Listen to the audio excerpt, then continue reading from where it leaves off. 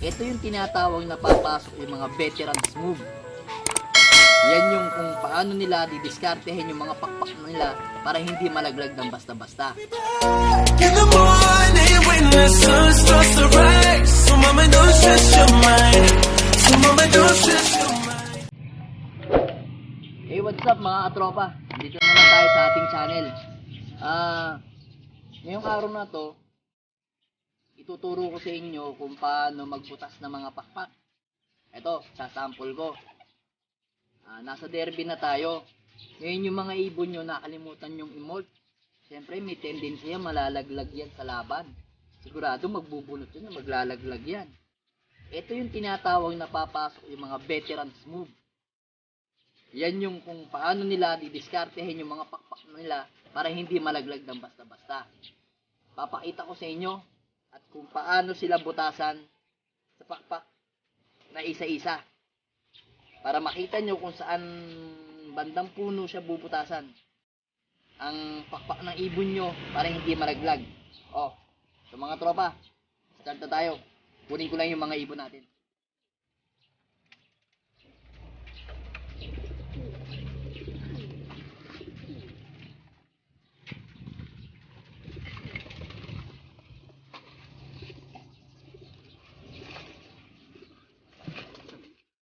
Tayo.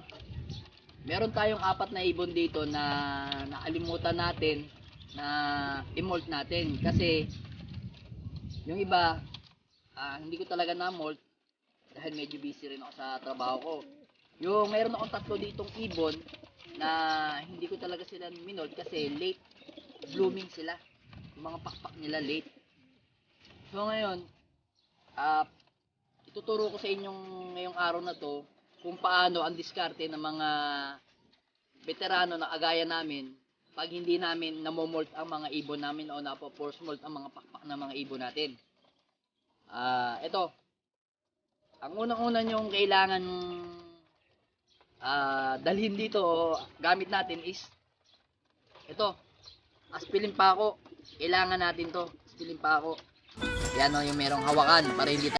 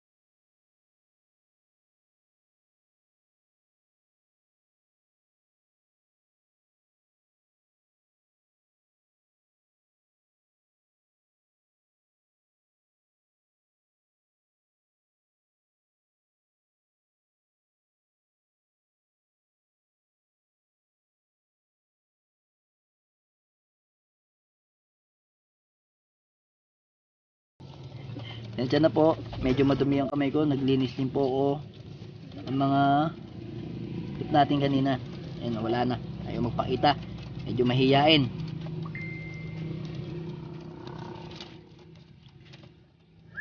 Ayan. Kung mapapansin nyo po, ayan, makikita nyo po yung pinaka, ayan, yung parang transparent na pakpak niya, papunta dito sa puno ng pinaka tubuan ng pakpak niya. Ayan. Teka lang, ayaw maisama yung ating mga pakpak. Ayan. Bali, lang po kayo ng mga 1 inch. Yung sa mismong pinagtutubuan, angat lang po kayo ng konti. Ayan, kita nyo po yan, Ayan. Pakita ko sa inyo, yan. Ayan. Ayan po yung puno ng niya. Puno ng kanyang pinagtutubuan ng pakpak. Ayan, yan. Ito na, pinaka niya, yan. Ngayon, lang po kayo ng kahit mga 1 inch o konting-konting mga 1 inch. Ito po to. Itong bubutasin ko, ito po yung tamang pagbubutas ng ng pakpak ng ibon. Ito. Ayan, ito nyo po. Ayan, bubutasin po natin yon dire-diretso. Sakto natin sa butas ng butas ng upuan para hindi yun. Agoy. Tagusan po siya, hindi naman po masasaktan yung ibon dahil ayan po. Pakita ko po sa inyo yan, Ito, tagusan po siya. Kailangan po pagka nabutas nyo siya, sagad nyo po siya ng sagad na sagad. So, umpisa lang naman po yung masakit, pero sa pag nasanay na, luluwag din po yan.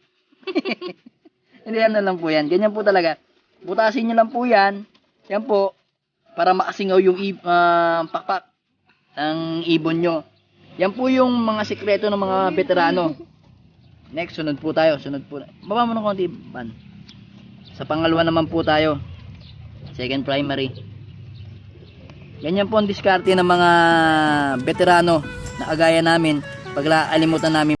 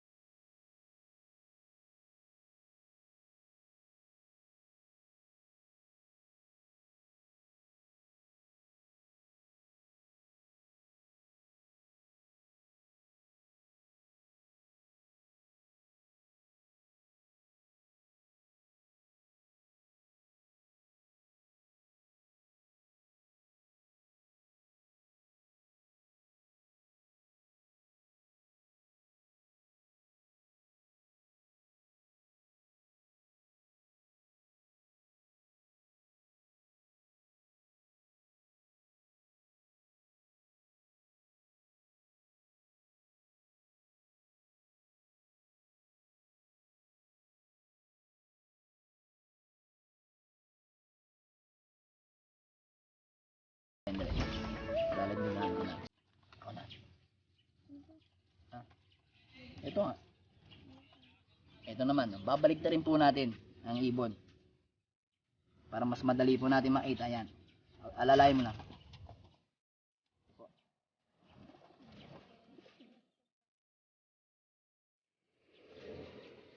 Ito po. Hindi naman po siya kawawa kasi nasa tama naman po paghahawak yun. Pa ito po mas madali po siya pagka paano, pa baligtad ang ibon. Yan. Ito. Ayan o, makikita niyo po siya yung mga puno ng ano niya. Ayan o, ayan o. Ito po yung pinaka puti na yan o. Yan po, transparent po yan. Dito sa medyo bandang taas po ng may puti na yan, ayan o. Pakita mo, itutok mo ano, cameraman. Ayan o. Yun, nakita niyo po, yung binutas ko.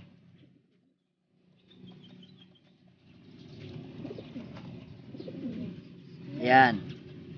Yan po siya.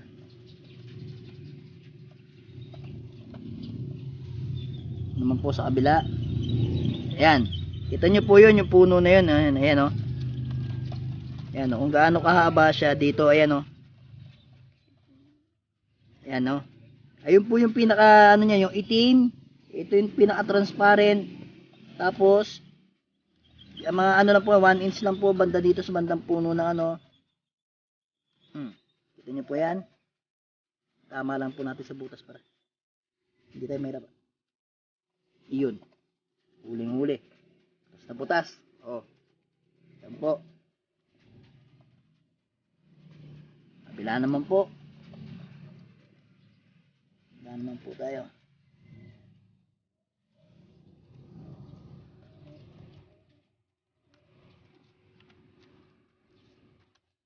Yan. Yan po. Ganyan lang po ang mga diskarte natin. Marami pong hindi nakakaalam ng ganyang diskarte sa larangan ng mga pediring. Sa mga diskarte sa mga pakpak. Tinuturo ko po sa inyo sa mga newbie o kahit sa mga veteranong hindi nila alam o hindi pa nila subukan ninyo para malaman nyo po kung anong resulta sa inyong resulta at malaman nyo po yung kung totoo yung sinasabi ko o hindi. Pero ito po nasa 100% po na lagi kong ginagamit ko po ito kapag in case na hindi ko po siya namumulta mga ibon natin. Bunutin natin. Dito. Balik na natin sa loob. Bakit? Para hindi sila awayin sa loob. Yan. Hindi ko pumangit po yung ano.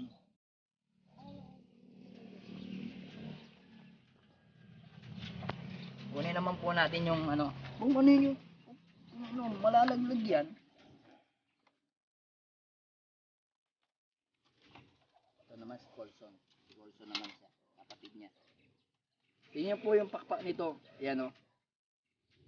Late ano rin po to. Ito. Pansinin niyo po siya. Apat. Bali hindi. Bali. Apat niya. Apat. Hindi ko pala to binunutan nung nakaraan. Ito isang ito. Ito. Ito. O hindi. O yan. Yung apat na yan. Yan yung mga patay na. So ngayon. Nalaglag. Yan. Sakto po. Nalaglag yung isa. O. Wala pa. Ito. May tubo na ng konti. Yan. Sakto. Hindi pa nangangalahati ka. Ito. Abangan nyo po to. Papakita ko po sa inyo kung nalaglag to. Mga. Siguro pag okay na yung quarantine natin. Makikita nyo po tong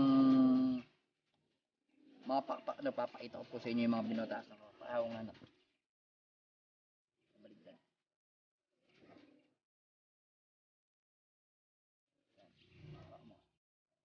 Ganyan lang. Mahilap talaga to. Si Colson T. Yan. Tutok mo cameraman.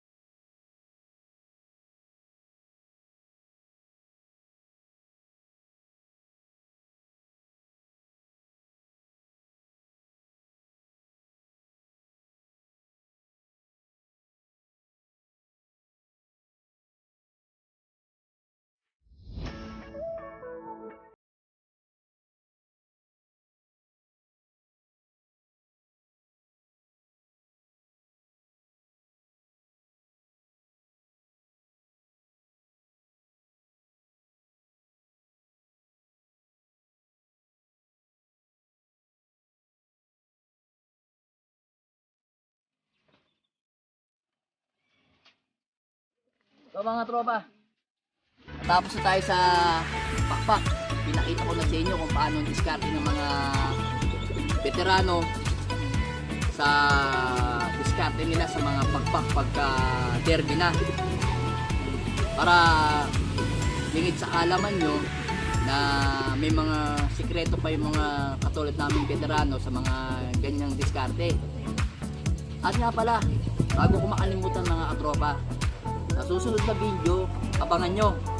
Meron kaming ipaparapol na ibon, papakita ko kung ano mga bloodline, at saka ipapakita natin kung paanong mechanics ang gagawin nyo, paano kayo makasali para makasali kayo sa raffle natin, para po mag-enjoy lahat ng mga manonood natin.